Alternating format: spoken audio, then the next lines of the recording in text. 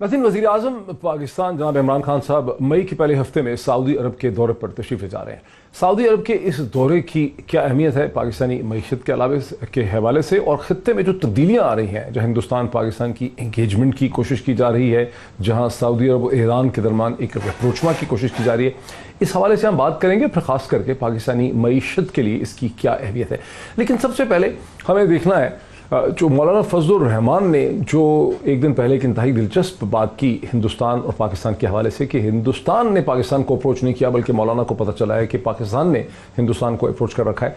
उसके हवाले से थोड़ी सी डायसेक्शन करते हैं कि मौलाना इस किस्म की स्टेटमेंट क्यों दे रहे हैं। सबसे पहले सुनिए मौलाना फजलुर रहमान ने असल में क्या कहा। कौम को झूठ बोला जा रहा है कि हिंदुस्तान बात करना चाहता है, नहीं, हम तरले करने की तरफ जा रहे हैं।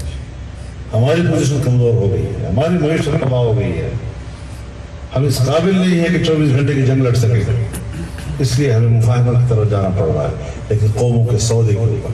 मौलाना फजल रहमान की अजीबोगरीब स्टेटमेंट के जवाब में पाकिस्तान के इंफॉर्मेशन मिनिस्टर जनाब फवाद चौधरी साहब की ये एक्सप्लेनेशन सामने आई है। मौलाना साहब को यही गलतफहमी तालिबान के बारे में भी थी, जब वो कहते थे कि ये इस्लामाबाद से इतने दूर रह गए हैं, इतने दूर रह गए हैं, और हमने उनका भी बड़ा भरपूर मुकाबला किया। लिहाजा अगर आप इतने मायूस हैं अपने सियासी मुस्तकबिल से, तो आप पाकिस्तान के फ़ौज के ऊपर, पाकिस्तान के सिक्योरिटी इदारों के ऊपर और पाकिस्तान की कौम को की जो सलाहियतें हैं उनको आप अंडरमाइन ना करें। आपके जो दोस्त हैं उनका पहले भी बड़ी भरपूर तरीके से उस दहशतगर्दी का मुकाबला किया जो आपके दोस्तों ने पाकिस्तान पर मुसल्लत की। फवाद चौधरी साहब 2009 की उस स्टेटमेंट की तरफ इशारा कर रहे थे जब सवात वैली में जो टीटीपी का तहरीक तालिबान का कब्ज़ा हुआ, उन्होंने कुछ कब्ज़ा किया। उस वक्त मौलाना की जो स्टेटमेंट थी कि तालिबान इस्लामाबाद से 60 किलोमीटर दूर रह गए हैं, ये इंटरनेशनल हेडलाइन बनी थी न्यूयॉर्क टाइम और वाशिंगटन पोस्ट की। लेकिन मिलिटरीली इसका क्या जवाब देते हैं? हमने जनरल एजाज एवान से ये पूछा कि ये क्या हकीकत है, मौलाना जो कह रहे हैं कि पाकिस्तान तो 24 घंटे नहीं लड़ सकता, इस पर क्या कहना है एजाज एवान का? तो मौलाना फजलुर रहमान का ये स्टेटमेंट अगर पूरे उसमें देखें तो एक सियासी जो मैं कहूँगा दिवालियापन है कि वो अपनी पाकिस्तान आर्मी की फ़ोर्स को डाउन प्ले करने के लिए उन्होंने एक ऐसी स्टेटमेंट दी है जो ना तो मिलिट्री के लॉजिस्टिक स्टैमिना के बारे में वो इल्म रखते हैं, बल्कि आलिम दीन होने की हैसियत से जो इस्लामी तारीख़ है उससे भी वो बेबहरा नज़र आते हैं। एक तो उन्हें पाकिस्तान आर्मी की सलाहियतों का, उसकी वार प्रिपेयर्डनेस का और उसके लॉजिस्टिक स्टैमिना का कोई इदराक नहीं है। रिकॉर्ड के लिए वाज़ेह करना चाहता हूँ कि पाकिस्तान आर्मी का हिंदुस्तान के against all out conventional war की सूरत में 45 डेज़ का वॉर स्टेमिना हम पिछले 12 साल से इसको तैयार रखते हैं और ये हम अचीव कर चुके हैं। ये सलाहियत अगर तमाम तर सैंक्शंस भी खुदा न खास्ता पाकिस्तान पर लग जाएं तो हमें 45 डेज़ की ऑल आउट कन्वेंशनल वॉर की सूरत में किसी बैरूनी इमदाद की ज़रूरत नहीं है। ये तो था एक लॉजिस्टिकल एनालिसिस के पाकिस्तान की डिफेंस कैपेबिलिटी और कितने दिन की जंग जो है कन्वेंशनल पाकिस्तान लड़ सकता है। लेकिन मौलाना क्यों करते हैं ऐसी पॉलिटिकल स्टेटमेंट्स? इस पे जनरल अमजद शुएब साहब का तबसरा भी खासा दिलचस्प है। मौलाना फजलुर रहमान ने जो स्टेटमेंट दी है वो हमेशा की तरह जैसे वो स्टेटमेंट देते हैं इंतहाई गैर ज़िम्मेदाराना, और बिल्कुल इसी तरह जैसे अय्याज सादिक साहब ने एक दफ़ा पार्लियामेंट में जो स्टेटमेंट दी जिसके बाद पूरा मुल्क जो है वो सरापा एहतजाज हुआ, ये तकरीबन उसी तरह की दोस्त के लिबास में दुश्मन वाली स्टेटमेंट है। ये मौलाना पता नहीं दीनी इल्म के बारे में भी उतनी महारत रखते हैं या नहीं, लेकिन ये बाकी चीज़ें तो उनकी फील्ड नहीं हैं। वैसे भी अगर मैं उनके पूरे कैरियर को देखूं तो मुझे कहीं याद नहीं पड़ता कि उन्होंने कोई ऐसी खुशगवार बात की हो पाकिस्तान के लिए, या पाकिस्तान के मामलात में कोई उन्होंने अपना हिस्सा डाला हो। पाकिस्तान जिंदाबाद तक का तो नारा कभी उनसे सुना नहीं। कायद आज़म के मज़ार पे जाके फातिहा खानी तक कभी तक उन्होंने कभी नहीं की।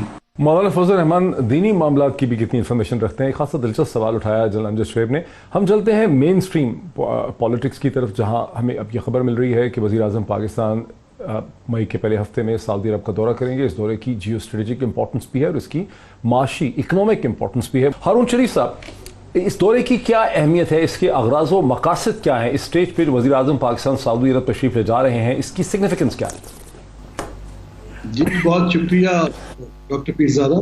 देखिए, ये जो सऊदी अरब और पाकिस्तान का रिलेशन है, ये खित्ते के लिए भी और बायलैटरली भी, ये स्ट्रेटेजिक एंगल से भी और फ्यूचर की इकोनॉमिक एंगल से भी बहुत अहम है। अगर आपको याद हो, जब प्राइम मिनिस्टर ने पहले अपने खित्ते के दौरे शुरू किए थे तो सऊदी अरब से उन्होंने बिल्कुल आगाज़ उसका उस वक्त किया था।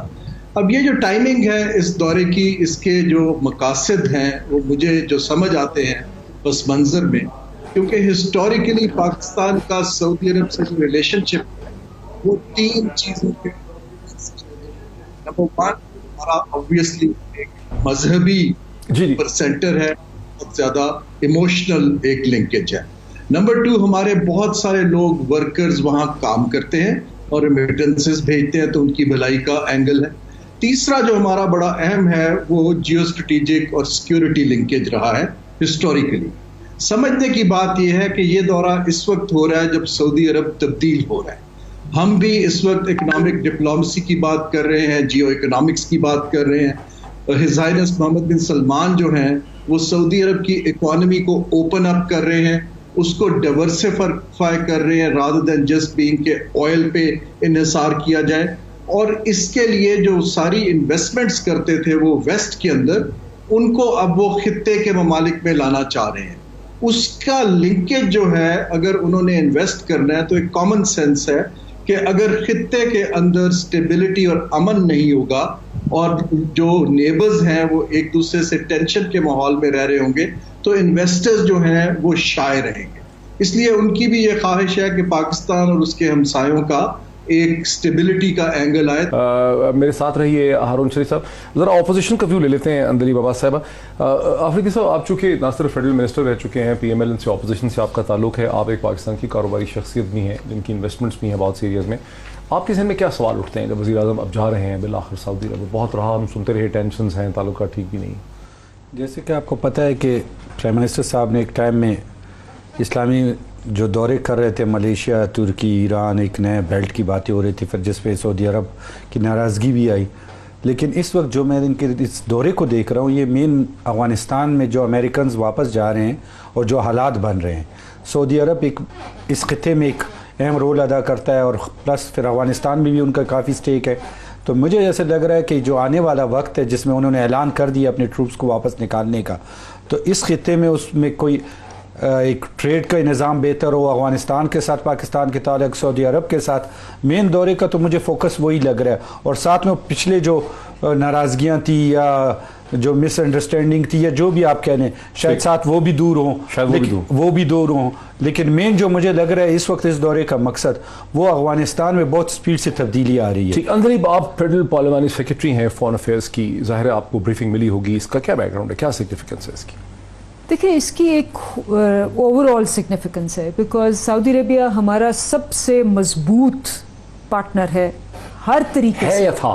नहीं, बल्कि और मजबूत हो गया। वो कैसे? उसमें सबसे पहली वजह तो ये है कि एक हर मुश्किल के वक्त में हम दोनों साथ होते हैं, और जब हम हुकूमत में भी आए और बहुत मुश्किल में थे, और सबसे पहले हमने उनसे दरख्वास्त की और उन्होंने हमारी दरख्वास्त को बहुत मस्बत तरीके से हमेशा की तरह उस पर एक पॉजिटिव रिस्पांस दिया। नंबर 1। नंबर 2, हमारा दिली लगाव है सऊदी अरेबिया, सब मुसलमानों का है, और वो आपको पता है कि वो एक ऐसी जगह है जहाँ जो मर्ज़ी हो जाए, मुसलमान उस जगह से कभी भी पीछे नहीं हट सकता। नंबर 3, जो सबसे इम्पोर्टेंट है कि जो प्रिंस सलमान है, मोहम्मद बिन सलमान है, MBS जिनको कहते हैं, वो एक डायनामिक लीडर है। वो जो ट्रेडिशनल वहाँ की एक तर्ज़ हुक्मरानी थी उससे हट के हैं, और उन्होंने बहुत से वहाँ रिफॉर्म्स किए हैं। ख़वातीन के मुतालिक बहुत से रिफॉर्म्स। इकोनॉमिक डायमेंशन क्या है इसकी? इकोनॉमिक डायमेंशंस में बहुत रिफॉर्म्स किए, ऑयल से डाइवर्सिफिकेशन करने की कोशिश कर रहे हैं। हमारे लिए अब उनको बड़ा विजनरी ये लग रहा है कि एक पीस आ रहा है इस खत्ते में। CPEC पाकिस्तान शुरू कर रहा है, अफगानिस्तान में पीस आ रहा है, پھر ایران کے ساتھ بھی جو ایک دفعہ آپ کو پتہ ٹینشن ہوئی تھی، پاکستان نے بیچ میں فیسیلیٹیٹ کی اور ڈی ایسکلیٹ کرائی.